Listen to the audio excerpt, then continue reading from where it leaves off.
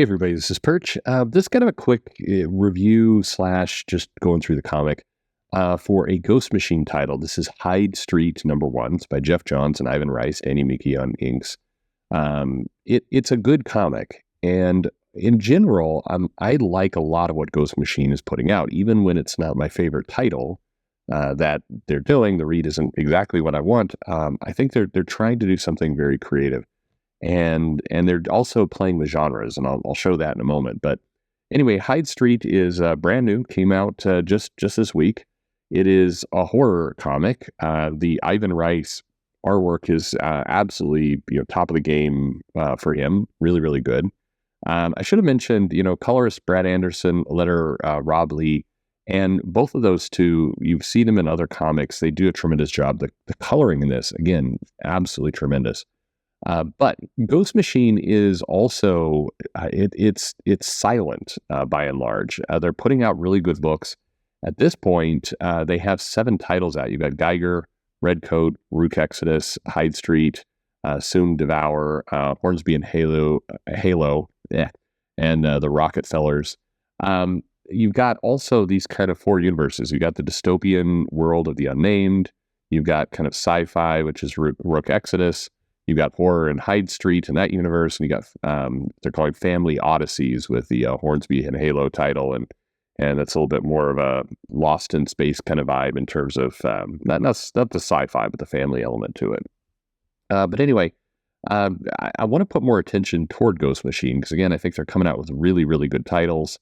Artwork again, tremendous. Storytelling, really great.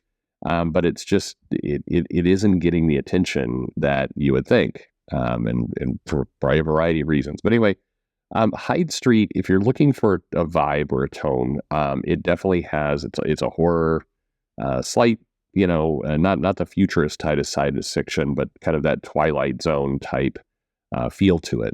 Again, artwork is really good. And basically the story is of this kind of unknown place, whether it's a dimension or a portal or something that people have fallen into, who have done bad things, for lack of a better word.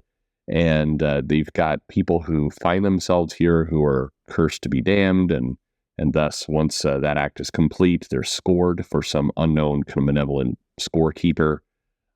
Or you have a handful of people who are the guides or the people who are, we're bad in life, and now they are playing this, lack of a better word, game to try and get people in. There's still a big mystery to this. So how these characters ultimately are being judged together, what the outcome is. We see we're introduced to kind of 2 characters in this. You have Mr. X-Ray, which is really what the story is built around. And you have this Boy Scout kid, both of whom are, aware of kind of their place in this, both competing for points from this scorekeeper, and both of whom are escorting kind of the damned around. And most of this comic is about getting the backstory of Mr. X-Ray, who, is kind of a con artist type past. He created, fake novelty gifts for kids to kind of, cheat them. He was caught embezzling money from a previous ad firm. He's somebody who uses other people. He's got a partner in this who's clearly depressed, who ultimately commits suicide, but he has very little thought to it. You see his daughter show up, and he kind of pushes her away, and then regrets it. But anyway, he's not a nice person. That's how he wound up on the street. But again, not one of the damned. He's more or less told by the scorekeeper, you have a talent, Mr. Ray, you will use it for me if you want a way back. So his goal is to ultimately get back into the real world and escape this, this kind of damned nightmare kind of street. But others, the Boy Scout kid here is clearly he's interested in taking souls and winning the game for nefarious purposes. You see him kind of take on a demon aspect at one point during the comic, or a couple of points actually. So I don't want to give away a lot here, but basically, the tone of this, first of all, like a lot of the Ghost Machine titles, and I think Geoff Johns just has a talent for this. the title itself feels significant. It's not like it's over in 3 pages and the story burns through. I've said this about Geiger and other things that he's done.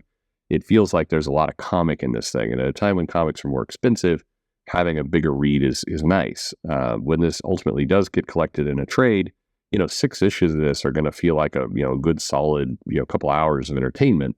And that's again, it's rare in comic. Particularly the big two have been doing a lot more where the comic just kind of flies by and leaning more heavily on splash pages and kind of just catch moments. But anyway, the comic, it's not a horror book like, say, what Tinian writes.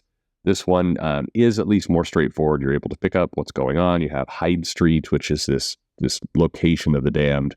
It definitely has a comic book feel to it. It's utilizing more of the narration and the dialogue that you're seeing. If you're reading comics a lot in the 80s, you'll recognize a lot of that style of storytelling. It has that feel to it.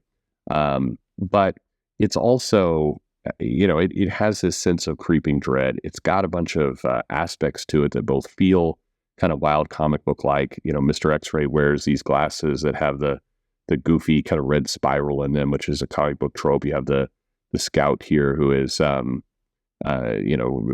around in a scout uniform. Kind of, there's some over the top comic booky arts to it. But at the same time, you have this element of horror. I mean, the kid in the Boy Scout Pranky is clearly kind of this immoral child who takes delight in people getting violently murdered. This old lady that he's punishing for legitimately bad things gets basically steamrolled and turned into a bloody pulp, and kids delighting in that. So you have that kind of creep factor. He's laughing about it. But anyway, it's setting up a good story. Again, I love the backstory. I love the characters. I love the feeling of how this comic goes. It was one of the better comics of the week, for sure. And it's just very enjoyable. How it's coming on. The characters are rich. They're 3-dimensional. Again, you're getting a lot of just dimension to the world and to everything else. There's a one-shot that's coming out toward the end of the month that is also part of Hyde Street called Devour.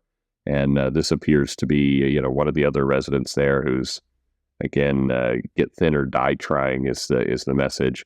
There is a scoreboard kind of in the very last panel of the series, which is where the scorekeeper is tracking the deliveries of kind of damned souls. And you have, Nanny Nursey and the colonist, the demon within, Lady Lost Eyes, the butcher of Hyde Street, the matinee monster, Pranky, Mr. X. You have all these characters. So you get very similar to Geiger. You get this sense of there's a bigger world out here with some pretty colorful characters that you're going to ultimately get in. You have some excitement and where it's going.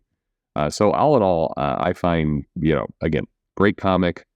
I really like what Ghost Machine is doing as a company. The quality of the titles that are coming out are quite high at the moment. Again, the stories feel good. They all of these things, you get the sense that probably somewhere lurking in the background is a desire to have the IP ultimately make its way to, a movie or a TV show or something like that. But the comic also, I mean, and with this one, with Hyde Street, you could completely easily take this to a streaming service as a show. It's written just paper made to go out there. But at the same time, the comic doesn't feel like it's just trying to be a springboard for that. It actually feels like it's trying to entertain you as a comic book. And I think in this respect, they do a really good job. So will this stuff get out to the big screen? Who knows? And in some cases, who cares? If it's a good comic book, we're reading it, we're enjoying it, that's all it needs to be. But high recommendation for this book, Hyde Street. Just, again, beautiful art. Ivan Reis doing an absolute tremendous job. You really feel some of these talents, Gary Frank and Brian Hitch, and just in general, kind of and there's tons of talent in Ghost Machine, and you could feel that the big two are missing them. Like they really. Jason Fabok is doing stuff here.